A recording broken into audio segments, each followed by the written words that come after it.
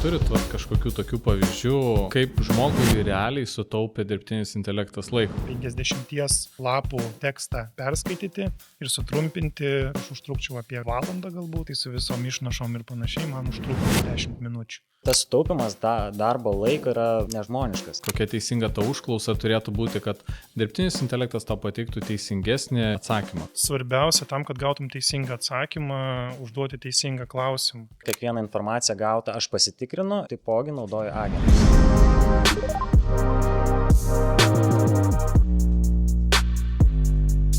Sveiki visi, įsijungę dar vieną Technologijų pulso tinklalaidės epizodą.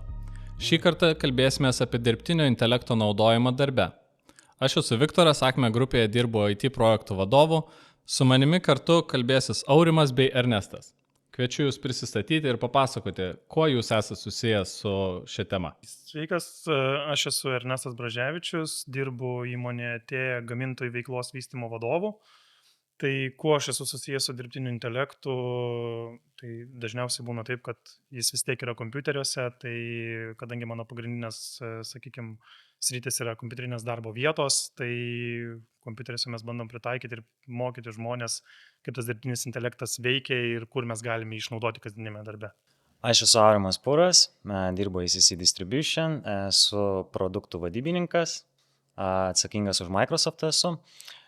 Kuo aš susijęs su dirbtiniu intelektu, tuo, kad Microsoftas prisideda prie jo kūrimo, tai yra Microsoft 365 Copilot, na ir kiti įrankiai. Papasakokit, kas tas yra dirbtinis intelektas? Jis toks apipimtas visokiais mitais ir žmonės dažnai, spėju, juo naudojasi net patys to nežinodami. Tai dažniausiai, kas naudojasi darbe, ypač dirbtiniu intelektu, tai įsijungia ChatGPT arba tą patį Copilotą, kur yra nemokama versija. Ir tenais jau prasideda rašymas informacijos, darbinės informacijos, kuri galimai yra svarbi ir jinai nutekinama tiesiai internetą, į serverius, į cloudą, kur paskui iš jos mokinasi dirbtinis intelektas.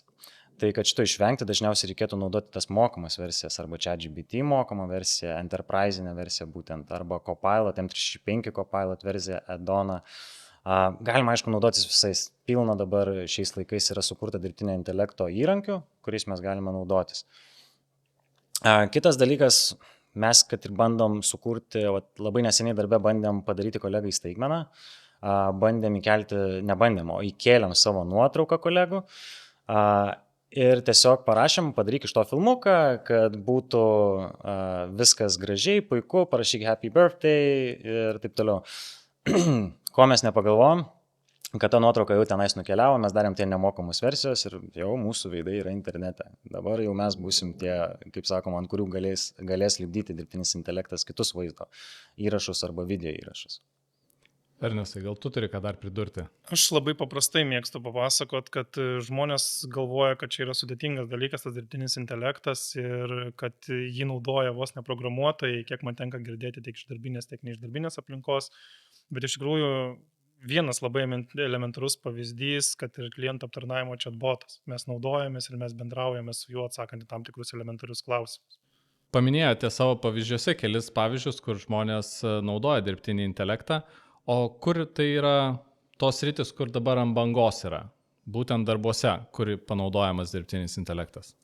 Darbuose turbūt pagrindas, kas susijęs su Microsoftu. Microsoftas išleidęs verslui M365 Copilotą, kuris jau dabar padeda Office programuose. Tai čia kaip vienas iš pavyzdžių. Tačiau jis labai yra, pavadinkim, gabus atlikti tas kasdieninės užduotis darbe. Tarkime, pradėkime nuo Outlooko. Jeigu mes Outlooką įsijungiame, jis gali mums parašyti, sutrumpinti, atrašyti laiškus, aš jį galiu automatizuoti per Copilotą, kad jis man ištrauktų, tarkim, summary visą, kas vyko šeštadienį, sekmadienį ir aš pirmadienį jau gaunu į Teamsus visų laiškų summary, kurią galiu persiskaityti ir pasižiūrėti ir paskui, tarkim, atrašyti su jo pagalba arba pats bandyti atrašyti. Tai čia vienas kaip iš pavyzdžių. Toliau galima eiti Wordą. Jeigu aš gaunu kažkokią lentelę, jis mane gali supildyti už mane, žinodamas, kad aš dirbu ACC Distribution, kad aš esu prekių ženklų verslo vystymo vadybininkas. Jis viską ten gali supildyti už mane ir aš jau galiu tiesiog nusiųsti jau paruoštą failą. Kalbant apie Excelį, Excelis tai mano man sunkiausiai būdavo tenais formulės rašyti. Aš jas moku VLOOKUP ir taip toliau, bet jeigu kalbam apie ifus ir leidžiamės dar toliau, jau man yra sudėtinga. Ir šičia man Copilotas labai pagelbėjo.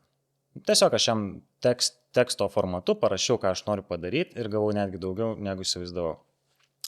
Toliau kitas variantas PowerPoint'as, bet čia mes jau žinom, kad jis gali padėti kurti skaidres ir taip toliau. Ir neatsilieka tas pats, pavadinkim, paprastas chatbotas Microsoft 365 Copiloto, kur tu tiesiog ieškai kartais informacijos, jau mes dabar šiek tiek pratę turbūt kitaip ieškoti. Jeigu anksčiau naudodavomės Google daugiau, arba ten gal kitus search engine naudodavosi, aš šiuo atveju naudojuosi tiesiog paprasto chatboto funkciją ir ieškoti tam tikros informacijos. Aišku, reikia tikrinti, visą laiką reikia tikrinti, turi tam tikrų haliucinacijų, nors ir po atnaujinimo GPT-5 jisai šiek tiek pagerėjo jo atsakymai, aš vis tiek visą laiką dar pasitikrinu. Nekalbant apie šitus dalykus, tai yra visos automatizacijos ir agentai. Išgirdau labai gerą apibūdinimą, kai buvo pasakojama apie telefonus.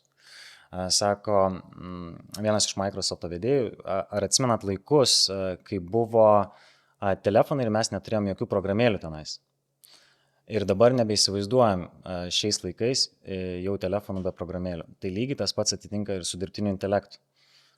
Mes dabar turim dirbtinį intelektą, bet neturim dar pakankamai agentų. O agentai tai va būtent išsigelbėjimas ir ta automatizacija, kuri gali padėti kasdieninėme darbe.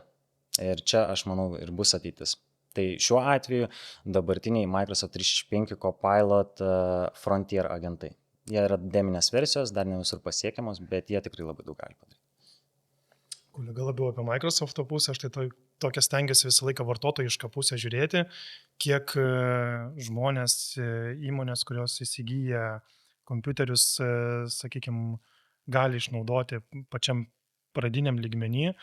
Tai taip, Microsoft Copilotas, sakykime taip, jisai egzistuoja ir labai plinta pas mus ir labai, tai yra, Lietuvoje taip apskritai yra naujausias dalykas, kas liečia dirbtinį intelektą.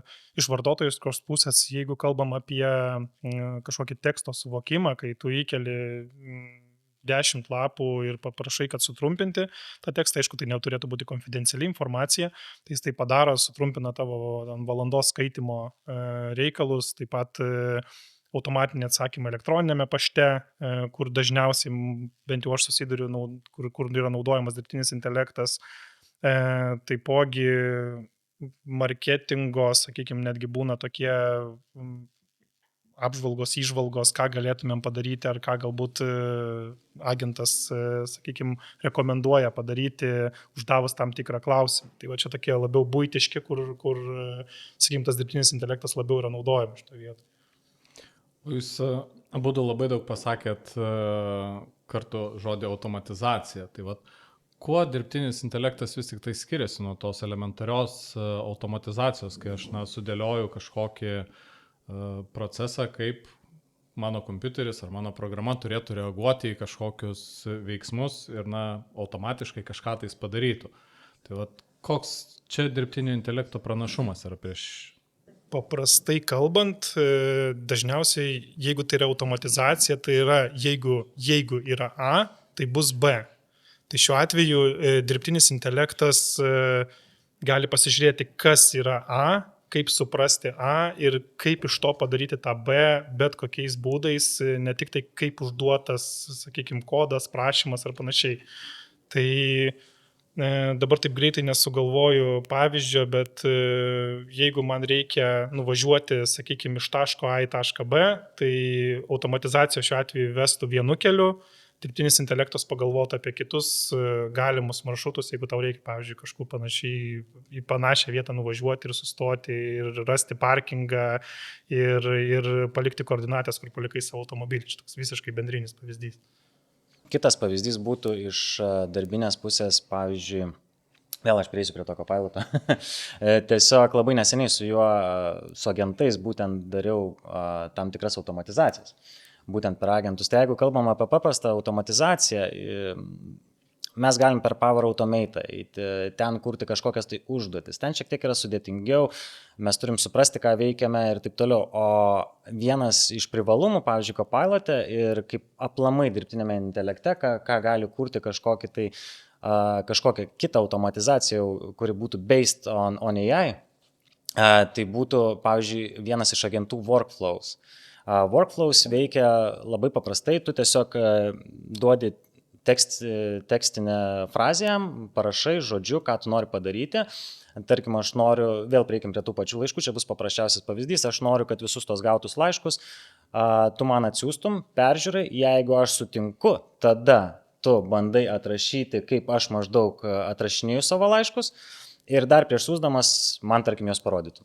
Kažkas tokio. Tai čia jau ganėtinai daug žingsnių įsiterpia į tą vietą, kur paprasta automatizacija jau nebegali, nes jis kažkiek masto, jis procesina tą informaciją, agentas tiesiog žiūri, gavo užduotį, tada jis apmastė, tada vėl nusiuntė man, tarkim, ir vėl vyksta kitas žingsnis ir tik tada galutinis variantas, tarkim, nutiktų. Tai jau tai įmanoma daryti, kaip sakau, per paprasčiausią workflows agentą Copilot'e. Lygiai taip pat gal papildysiu, jeigu taip žiūrėtumėm į kompiuterinės įrangos pusę, tai dabar yra netgi viena iš gamintojų įrenginiai, kurie turi viduje kompiuteryje veikianti dirbtinio intelekto, sakykime, mašiną, tai yra jis vadinamas AI Companion, tai jisai sugeba net optimizuoti tavo kompiuterį ir paruošti jį darbui, pakeisdamas tam tikrus parametrus viduje, tai tam tiesiog duodi tinkamą užduotį, pavyzdžiui, aš noriu šiandien dirbti su daug Excel failų, jisai gali persiskirstyti resursus tam, kad galėtų įgyvendinti tavo užduotis ir tau nebūtų trikdžių. O paminėjot pačius kompiuterius, įrenginius. Ar matot, kad gamintojai savo įrenginius kažkokiu būdu adaptuoja, būtent, kad juose dirbtinis intelektas greičiau veiktų ar kažkas tai tokio veiktų? Tai pastebim tikrai ir pastebim, kada verčiasi dažniausiai tos vadinamos kompiuterių kartos, kada išeina naujesni modeliai, tai lygiai taip pat daugelis gamintojų užsivardinę savo kompiuterius kaip Copilot PC, taip pat yra net specialus mygtukas padarytas tam resursui atidaryti, lygiai taip pačiai galima rinktis netgi kompiuterius dabar darai paprastą konfiguraciją ir gali pasirinkti, ar tai bus procesorius su AI, ar tai bus procesorius be AI. Taip pat svarbu sužiūrėti NPU, Neural Processing Unit, tai principė tas dalykas veikia kaip ir, net negaliu sakyti, taip pat veikia kaip ir paprastas CPU. Jisai daug daugiau gali tų užduočių apdoroti, tai ten irgi priklauso nuo topsų, kiek yra topsų, kad galėtumėm veikti su dirbtiniu intelektu, be dirbtinio intelekto. Taip pat, trumpai tariant, pritaiko darbui su dirbtiniu intelektu, lygiai taip pat pritaiko tos pačius diskus, ramus ir kitą sisteminę tą visą ir programinę įrangą, kad kompiuteris pilnai galėtų bet kokiam vartotojui veikti su dirbtiniu intelektu. Taip, tai visiškai teisingai, ką kolega pasakojo. Dabar, šiaip iš tikrųjų labai neseniai, kaip tas neseniai, prieš kokius galbūt metus ar daugiau gal, aišku, bet tai buvo, kada Microsoftas atėjo ir sako, dabar žiūrėkit, nuėjo pas Intelį, pas AMD ir tada nusprendė, kad jiems reikia sukurti bendrą procesorių, kuris padėtų būtent atlikti tas dirbtinio intelekto užduotis. Ir tada atsirado MPU.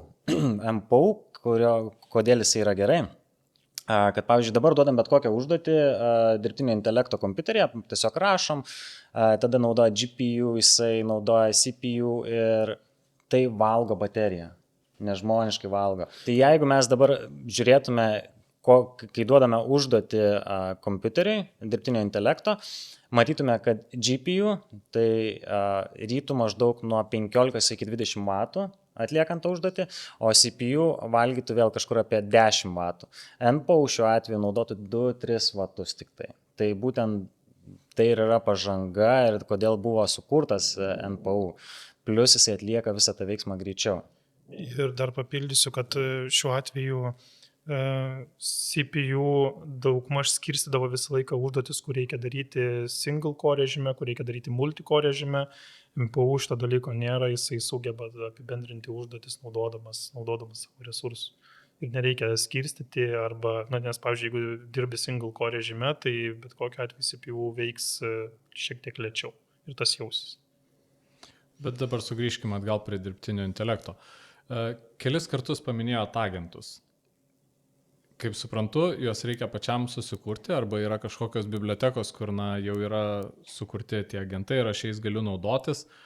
Iš jūsų patirties, kokie agentai yra populiariausi, kurie daugiausiai laiko sutaupo žmonėms, ką rekomenduotumėt naudoti?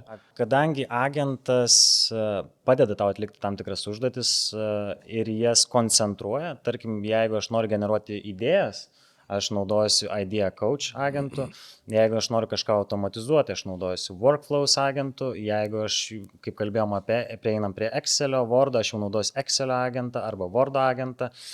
Tų agentų yra ganėtinai daug, tu juos gali parsisiųsti, jeigu čia kalbam apie Copilotą, tačiau jeigu tu nori kažką specifiško daryti, arba tu nori, kad tau specifiškai rinktų iš dokumentų tik tais, pavyzdžiui, teisinės kažkokias tai formuluotės, arba tiesiog link tavo darbo einant, tai tada tu pats kuriesi agentą, įvardini, ko tu nori ir iš kokių failų galbūt jisai imtų tą informaciją, kokiais linkais naudotųsi, arba tam tikrais websaitais, tu jam gali labai daug įvardinti dalykų ir pagal save personalizuoti. Tai, tarkim, jeigu iš savo pusės, man pilnai užtenka, sakyčiau, tų agentų, kurie yra sukurti, mano paieškos dažniausiai yra platesnės, tai aš pagal save nesipersonalizuoju. Tačiau buvo vienas iš pavyzdžių, kai mes buvom Vilniuje vedę mokymus, buvo viena teisininkė ir jinai pasiklausė būtent, kaip aš galėčiau pagal save susipersonalizuoti tą agentą. Jinai, kadangi turėjo labai daug failų, mes tos failus, kuriuos jinai norėjo, sudėjom būtent į Copilotą, įkėlėm ir būtent į tą agentą. Ir tada Copilotas ėmė visą informaciją būtent iš tų failų, kas ją labai nustebino, nes nebesinaudodavo būtent internetu, naudodavosi NPU, veikia device viskas, buvo ganėtinai saugu ir naudos jau iš esamų informaciją jai pateikti atsakymus į klausimus. Dar vienas dalykas darbe, labai dažnai mes naudojame Teamsus susitikimams, pokalbiams, skambučiams ir labai geras dalykas, kai po tokio susitikimo kažkas tai atsiunčia susitikimo minutes. Dirbtinis intelektas šitoj vietoj mums gali kažkaip tais padėti? Pradžiai pridursiu, kad tikrai gali ir man teko naudotis, lietuvių kalba dar tai yra sudėtinga, nes labai iškraipo, bet kas liečia susitikimus anglų kalba idealiai veikia. Taip, tai ne Teamsuose visur tu gali realiai beveik naudoti Copilotą, kad tau padarytų screen scriptą, kad tau padarytų, sutrauktų visą informaciją. Šiaip, ką aš esu pats išbandęs, tai po pokalbio, aišku, tai vyko anglų kalba, kaip tu sakai, lietuvių kalba dar dėja, mums šiek tiek trūksta, gal po kito atnaujinimo ir galėsime jau naudotis ir lietuvių kalba normaliai. Tačiau šiuo atveju vyko susitikimas anglų kalba. Ir paprašiau, aš jau per Copilotą, per mokamą versiją, per Edoną pavadinkim taip, paprašiau, kad padarytų summary to meetingo. Tai jisai viską gražiai su vardais, Aurimas sakė tą, Simas sakė na, tarkim būtų Ernestas, tai Ernestas sakė taip, ištraukė ganėtinai viską, ką mes šnekėjome, mes pasitikrinom, viską tvarkingai, paprašiau, kad surašytų summary, jis parašė summary, tada paprašiau, kad bullet pointais įskirstytų, tada jis viską įskirstė bullet pointais. Na ir kitas atvejis, kai aš paprašiau man padėti pasiruošti Copiloto. Iš to myto, kad padėtų manis pasiruošti kitam susitikimui. Ir jis gražiai sudėliojo, ganėtinai net ne iš bullet pointų, jau ištraukė visiškai kitą informaciją, man naudingą, kurios aš užprašiau, būtent iš to susitikimo santraukos. Dirbtinis intelektas ir būtent Copilotas šiuo atveju labai gerai interpretuoja, daro summary ir skaito tekstą. Tai jo yra didžiausias pliusas pakolkas, aš sakyčiau, kad jis labai daug gali atlikti veiksmų būtent su tekstu. O kaip yra su informacijos paieška? Pačioje pradžioje minėjai, kad dar vis tikrinėsi, kiek ta informacija yra teisinga, ką tau atsakė dirbtinis intelektas. Kaip reikėtų dirbti vartotojui, kaip užklausti galbūt, kokia teisinga ta užklausa turėtų būti, kad dirbtinis intelektas tau pateiktų teisingesnį ir labiau pagrindą turinti atsakymą? Šiaip kiekvieną dirbtinį intelektą tu gali nusistatyti. Ką reiškia nusistatyti? Tu jį gali pagal save bandyti susikomplektuoti. Tu eini į nustatymus, pasirašai, kokių tu nori atsakymų, jis tada tau juos tokius ir patikė. Kitas dalykas, aš vis tiek visą laiką nepasitikėčiau dar dirbtinio intelekto atsakymais. Jis turi tam tikrų haliucinacijų, jos dar nėra išgyvendintos, aš tiksliai neprisimenu, man atrodo, procentais ten 10-12 gal jų likę, kas ganėtinai yra nemažai. Todėl kiekvieną informaciją gautą aš pasitikrinu ir naudoju agentus. Agentai yra labai geras dalykas. Pavyzdžiui, sutikrinimo informacijos pavyzdys, aš ieškojau tam tikrų kainų per tiesiog paprastą, pavadinkim, ChatGPT, nes aš turėjau ChatGPT ir turėjau Copilotą, bet įsivaizduokim taip, be agento, naudojantis Copilotą arba ChatGPT, arba nesvarbu Gemini ir taip toliau gali būti, tenais rašant užduotį atlik kainų analizę, imkim iš tos ir anos vietos kainas ir surašyk man kainas į lentelėje. Jis to nepadarė, jis ėmė visiškai iš kitų linkų, iš kitų parduotuvių, negu kur aš jam rašiau. Įsijungus agento pavadinimas Research, jis užtruko gal taip ilgiau, apie 10 minučių, bet jis ištraukė būtent iš ten, kur prašiau, parašė, dėl ko tai padarė. Kas reasoningas yra žiauriai geras dalykas ir būtent tie agentai, jie yra šiek tiek sunkesni. Jie jau tada veikia, kadangi turi reasoningą, jie veikia ant LLM-ų ir tai jiems padeda ištraukti informaciją, pavadinkim, tikslesnę, būtent tokios, kokios tu nori. Ką aš galiu pridurti šitoje vietoje, tai svarbiausia tam, kad gautum teisingą atsakymą, užduoti teisingą klausimą. Kaip pavyzdys, padaryk už mane vieną ar kitą darbą, tokia tema. Bet pavyzdžiui, surašyk man 5 svarbiausius dalykus toje temoje, panaudodamas tokį resursą ir patikrindamas, ar informacija yra teisinga. Tada to pačio, sakykime, teksto modulio tu gali perklausti, ar informacija tikrai yra teisinga, kiek jinai yra išgalvota, kiek jinai yra ištraukta iš patikimų šaltinių. Ir netgi tas pats ChatGPT 5 versija tai puikiai padaro, kad net parašo, kad 10% mano viso teksto yra ištraukta iš, sakykime, taip kažkokių tai chatų susirašinėjimų, kur aš nesu tikras, ar žmogus buvo teisus. Tai yra tikrai pavykę ir veikia. Sakau, geriausia pamoka yra, kuo teisingesni klausimai, tuo teisingesni atsakymai. Ir aišku, tikrinti ir dar kartą tikrinti.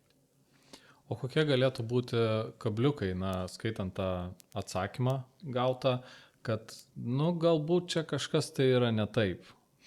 Per daug preciziškas tekstas, per daug idealiai parašytas tekstas iš karto reikalauja patikros, nes atrodo, kad wow, labai gerai parašytas. Ir aš netgi čia tokią įdomią istoriją turiu, kur aš turiu vieną pažįstamą, kuris yra akademikų bendruomenėje dirba, jis yra lektorius ir jisai savo studentams buvo uždavęs ten temą parašyti referatą ir sako, matosi iš karto, kas yra parašyta su ChatGPT. Aš paklausiau, kaip tu matai, jis man padavė tą ištrauką paskaityti ir ten buvo tokie žodžiai, aš esu tik tai teksto modulis, aš negaliu tiksliai nusakyti informacijos. Tai dėl to irgi reikia patikrinti, pasižiūrėti viską šitoj vietoj, kad ta informacija iš tiesų, jeigu jinai yra per graži, dalinai jinai gali būti neteisinga. Pilnai sutinku. Šiaip aš sakyčiau, vienu ar kitu atveju nėra tos visiškai vienos raudonos linijos. Reikia tiesiog pasižiūrėti, kad tau parašė, nedaryti copy-paste. Vis tiek, šiaip geriausia turbūt būtų išsibandyti netgi. Tu kažką žinai, kažko esi tikras, paimi užklausi jo ir žiūri, kaip jisai atsakinėja. Tada tu šiek tiek matai, kuriuose vietose įsiklysta, išmoksti, bet vienareikšmiškai, apie ką mes kalbėjom, kad mums reikia mokintis rašyti promptus. Tai yra užklausas, nes kiek kartų yra tekę mokinti žmonės kaip kas, jis sako, ne, čia Copilotas, tai nesąmonė, o su ChatGPT jau čia kiek laiko rašausi. Taip, tu rašaisi, jisai mokinasi iš tavęs, mokinasi kaip tu rašai ir pagal tai duoda atsakymus. Tai kiekvienas dalykas, kiekvieną užklausą turi būti atitinkama. Jeigu vienaip nepavyko, pabandom kitaip. Ir po truputį, va, taip mokinamės rašyti, gaunam, žiūrim atsakymus ir juos tikrinam. O sugrįžkim dar truputėlį prie pačių darbų, kuriuos gali atlikti dirbtinis intelektas. Ar turit kažkokių tokių pavyzdžių, kaip žmogui realiai sutaupė dirbtinis intelektas laiko? Na, kad tas pats darbas prieš tai jam truko gal valandą, o su dirbtinio intelekto pagalba jisai per 10-15 minučių tą patį padaro. Tai netgi man pačiam yra tekę išsibandyti, skaitant techninę dokumentaciją. Tai yra arba, sakykime, pasiūlymų formas, kurias mes būna nagrinėjom. Ir jeigu tai yra dirbtinis intelektas, kuris veikia konfidencialiu režimu, tai pavyzdžiui tas pats Copilotas, kuris gali tą daryti iš vidinių dokumentų, tai 50 lapų tekstą perskaityti ir sutrumpinti, tai kur aš užtrukčiau apie grubiai valandą galbūt ne šiek tiek ilgiau, su visais bullet pointais, su visom išnašom ir panašiai, man užtruko apie 10 minučių. Tai čia toks vienas iš tokių panaudojimo būdų, kur gali susitaupyti laiką. Lygiai taip pat daugelis žmonių skirsto savo elektroninio pašto dėžutę į ten svarbius, nesvarbius, kažkur tai galbūt spamas nenukeliauja, kažkokie reklamos ir panašiai. Tai naudojant agentą tikrai galima susitrumpinti ne pačiam kilnojant, o jis tiesiog sukelia už tave į tas dėžutės, į kurias tu paprašei išanalizavęs tekstą. Pilnai sutinku. Aš apie save net nesakysiu, aš jau prieš tai sakiau, kiek aš daug tenais visko darau, dar pasirodys, kad aš iš vis nebedirbu, tik su Copilotu darau automatizacijas. Bet gal toks pavyzdys būtų, vienas iš mano draugų, jis dirba programuotoju, mes kaip tik šnekėjom, aš tik pradėjau dirbti su Copilotu, pats ant savo kompiuteriu jis pamatė, sako, įdomu, aš čia žiūrėjau, gal padeda su programavimu. Aišku, jis pasižiūrėjo, mes šiek tiek žinom, kad padeda, bet nežinom iki kokio lygio. Tai, kad sutaupo darbo laiko programuotojų yra be galo. Jeigu per pusę, jeigu nedaugiau, tai tikrai.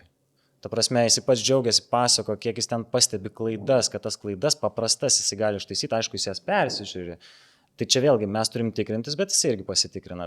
Tačiau tas sutaupimas darbo laiko yra nežmoniškas, ypač programuotams, kadangi dabartinė, būtent ChatGPT 5, man atrodo, ta versija, tai daro nerealiai. Ir greitai, ir kokybiškai, ir gali net atrodo, berods sukurti žaidimą tu gali ganėtinai neprastą. Jeigu anksčiau jis nekurdavo jo normaliai, ten būdavo labai jau tokie akmens amžiaus pavadinkim, tai dabar jis jau gali padaryti kažką gražesnio, geresnio, patrauklesnio, net pačiam žiūrėti ir žaisti. Bet pati idėja, programavimas, manau, vos net pusę laiko tikrai gali sutaupyti.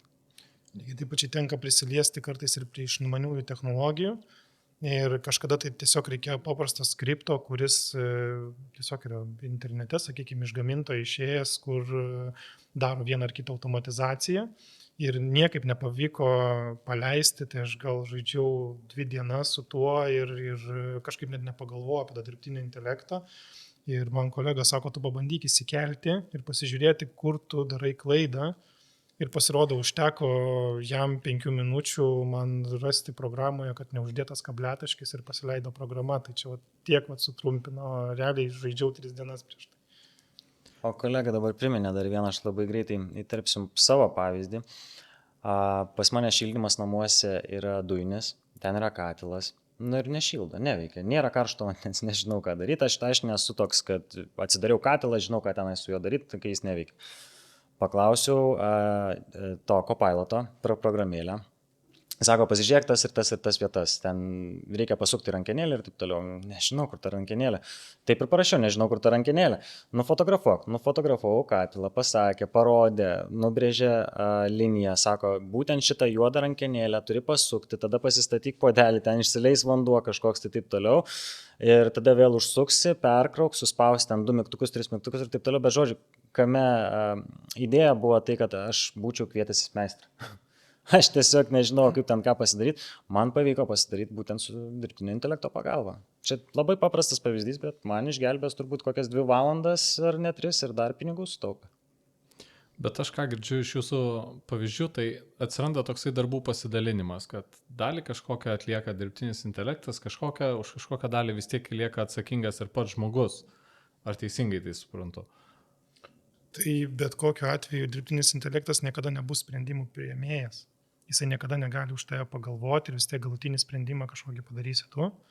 Ir šioje vietoje dirbtinis intelektas gali tik tai pagelbėti, tai yra suoptimizuoti pačio tavo laiko, bet niekada nepriims ir negali priimti kažkokio sprendimo padaryti vieną ar kitą dalyką, kaip daugelis žmonių galvoja. Dirbtinis intelektas pakeis žmogaus darbą. Na, tikrai yra daug tų darbų, kur dirbtinis intelektas tikrai gali padaryti tai ir valdyti kažką, surašyti kodą ar panašiai, bet pačio žmogaus sprendimo jis tikrai nepakeis. Šitoj vietoj reikia žinoti, kad dirbtinis intelektas nėra lygų sprendimų priėmėjas ir tam tikrus automatizuotas pasikartojančias užduotis tu gali tikrai atiduoti dirbtiniam intelektui, bet kas liečia daugiau, sakykime, to protinio darbo, kur reikia žmogaus įsikišimo, tikrai to nepadarys. Nebus jisai, kaip anksčiau būdavo tas, kai sukūrė pirmosius automobilius, tam, kad būtų mažiau, sakykime, auto įvykių, nes žmonės dar nemokėjo, tiek nebuvo įgūdę gerai vairuoti ir važiuodavo tiesiai prie žmonės. Visą laiką buvo žmogus einantis su vėliavėle priekyje ir taip išvengiant, sakykime, tų avarijų, tai dirbtinis intelektas nebus tas žmogus su vėliavėle ir jisai gal padės sugalvoti, kaip, sakykime, šitoj vietoj tas klaidas pašalinti, bet tikrai nepadarys visko iki galo.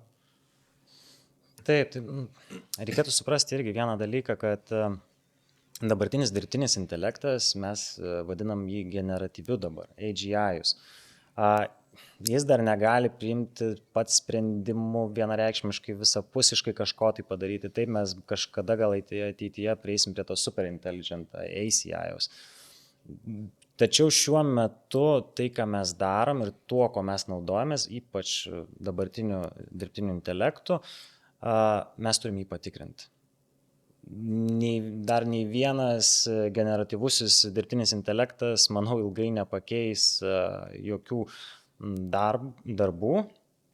O jeigu kalbam apie paprastesnius darbus arba apie operacijas, tarkim, kur galima kažkiek tenais jam įsikišti, skaityti ir atrašinėti pačiam, vis tiek kažkas turės tai dar patikrinti.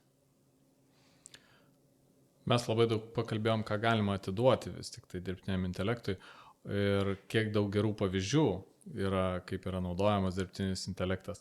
O gal turit kažkokių linksmų, arba galbūt ir ne visai tokių linksmų pavyzdžių, kur buvo padarytos klaidos naudojant dirbtinį intelektą, kad galbūt ne tas rytis arba per daug jam duota laisvės, kažkas panašaus tokio, ar teko susidurti? Tai teko girdėti tikrai nemažai tokių, tai vienas mano prieš tai panaudotas su akademinė bendruomenė, kur tiesiog aklai kopijuoja tekstus ir tikrai neįvertina, kad ten kažkur dirbtinis intelektas pats yra įterpęs save. Lygiai taip pat labai iš tiesų Kinijoje populiarus tas bendravimas su dirbtiniu intelektu, tai ten kiek teko girdėti, žmonės iki skyrybų prieina, nes jiem labiau patinka bendrauti, nes savo šeimos nariais nesusišneka, o dirbtinis intelektas visą laiką sutinka ir kai rašo taip, čia puikiai, čia gerai, arba netgi balsą įsijungia, ta prasme, bendraujant, tai šioj vietoj irgi toks nelabai linksmas dalykas, kai šeimos skiriasi naudojant, arba ta prasme, kai tarp yra kažkoks dirbtinis intelektas. Tai visokių tokių dalykų būna dirbtinis intelektas naudojamas ir nelabai gražiems tikslams, tai yra sukčiavimams, kiek teko matyti ir domėtis paskutiniu metu.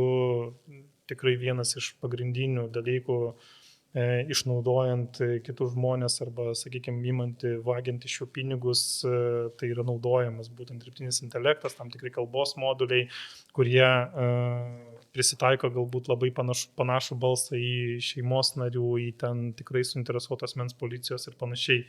Tačiau būtų labai negražus panaudojimas ir realiai aš nežinau, ar tam sprendimo kažkokiu būdu yra, kad tai nebūtų naudojama, bet taip, tai yra pakankamai dažnas atvejis dabar. Taip, tai iš tų juokingiausių istorijų tai turbūt ir būtų, kaip kolega pasakojo, live translationas.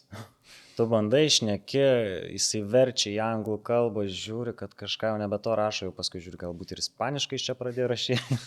Prasme, Čia vėlgi yra tas dalykas, kad dar tam tikri toolsai ir taip, jo dabar banga yra, bet dar daug kas veikia ganėtinai ne iki galo, neišgludintai, daug yra demo versijų, jos dar tik ateina realiai. Jos kaip ir išpopuliarintos, parodytos, kad jau veikia, bet reikia ir tam tikrų įrenginių, reikia ir tas, kad įrenginys būtų paruoštas, tu turi suprasti pats, kaip dar turi ką rašyti.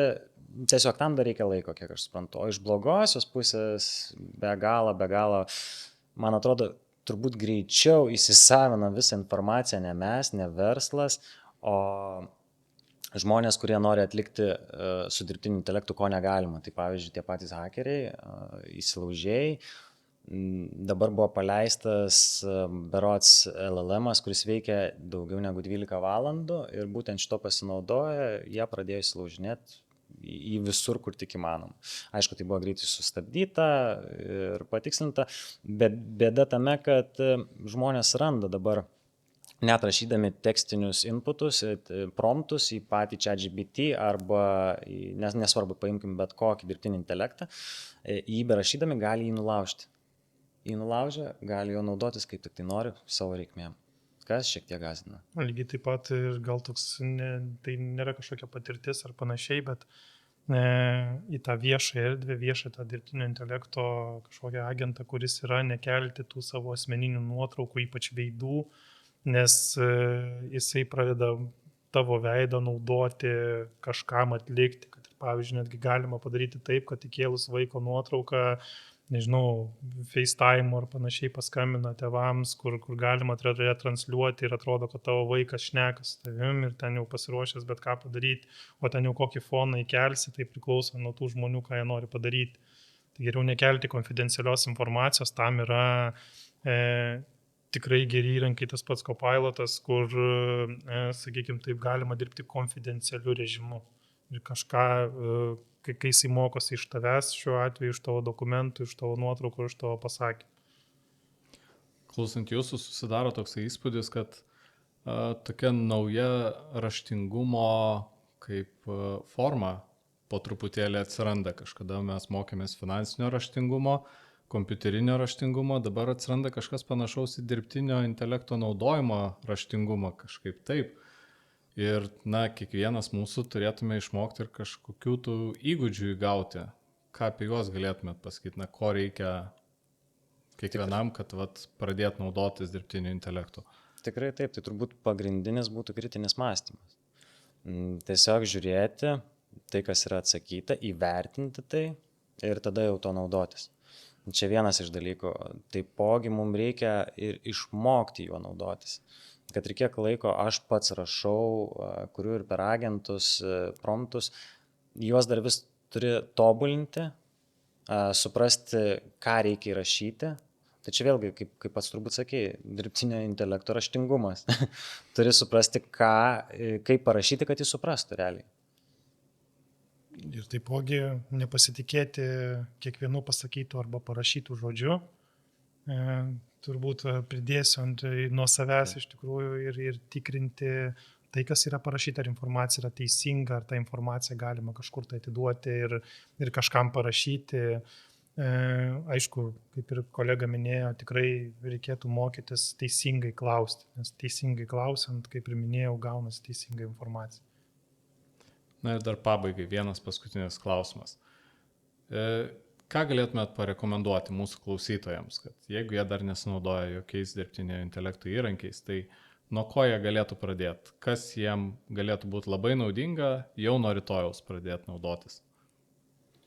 Aš tai iš karto tikrai paminėsiu Copilotą, nes tikrai gelbėja daugelį situacijų, lygiai taip pat. Atvirai pasakysiu, man yra sudėtingas Excelis ir ten daryti tos visus čartus man yra be galo sunku ir kartais net nepagalvoju, kur ten kokį duomenį reikėtų užpildyti, tai Copilotas kartu su Exceliu dabar man yra ir kolega yra minėjęs, kad vienas nepakeičiamų dalykų, daug greičiau viskas pasidaro, tai sakau tiesiog naudotis, kad ir pradžiai bandytis Copiloto nemokamą versiją, tikrai, manau, gelbės tas pats LLM agentas, su kuriuo gali pasitarti.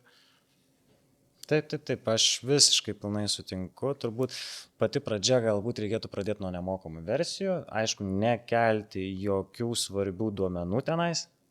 Ir tada jau, jeigu matom, kad kažkas pavyksta, išeina, suprantame, kad jis padeda pabandyti ir mokamą versiją, nes mokama versija, galiu pasakyti, kad tikrai skiriasi nuo nemokamos. Jinai ir greičiau, ir saugiau atsako. Kitas dalykas, jeigu turim ir device'ą tam pritaikytą, jis dar tenais ir viduj sukasi, tai vėlgi dar prisideda papildomas lersas saugumo. Taip pat viskas vyksta tenais greičiau, kur galėsime naudoti agentus. O kitas dalykas, išsibandžius visus šitus dalykus, net nebūtinai ant Copilot'o gali tai daryti. Gali ir Gemini naudoti, ir ChatGPT. Bet toliau, kai jau einam į verslo pusę, daugiau aš tokių toolsų, tokių įrankių nesu matęs būtent kaip Copilot'as. Pavyzdžiui, dar labai geras dalykas dabar, jeigu taip žiūrint iš tos bendrinės pusės, kas gelbė, tai Canva. Taip. Toks kaip įrankis, kurį tikrai galima panaudoti kažką tai kuriant. Mano žmona dabar jį atrado, tarp kitko, tai sako, padarysim atvirutės kalėdinės, ten jau daro visokius įdomius reikalus ir tiesiog aprašydama, ko jinai nori. Tai ir tiesiog galbūt dar nuo ko galima, tai daugelis žmonių dabar ypač, sakykime, tie, kurie mėgsta fotografuoti, gali naudoti pačiuose įrenginiuose esantį dirbtinio intelekto pagalba paremtą nuotraukų redagavimo funkciją, kur gali pašalinti vieną arba kitą objektą, arba tiesiog aprašyti, pridėti objektą, pašalinti objektą. Tas irgi veikia, tai galima būtų pradėti mokytis nuo tokių dalykų. Taip, tarp kitko, kalbant apie nuotraukų taisymą. Tai, ką matom dabar telefone, trinam, bandom ištraukti, ištrinti kažkokią tai žmogų, dar kažką padaryti. Lygiai tas pats yra Copilot Plus PCs. Viena iš funkcijų Windows 11 AI features. Nueinam į foto aplikaciją ir tenais jau renkamės yra 4 pasirinkimai. Viena iš jų ištrinti žmogų, užblurinti background ir taip toliau. Tai viską tą patį, ką mes matome telefonuose dabar, jau yra ir būtent Copilot Plus PC bei laptopuose. Tai ačiū Ernestai, ačiū Aurimai už pasidalinimą savo žiniomis. Ačiū ir mūsų klausytojams ir iki kitų epizodų.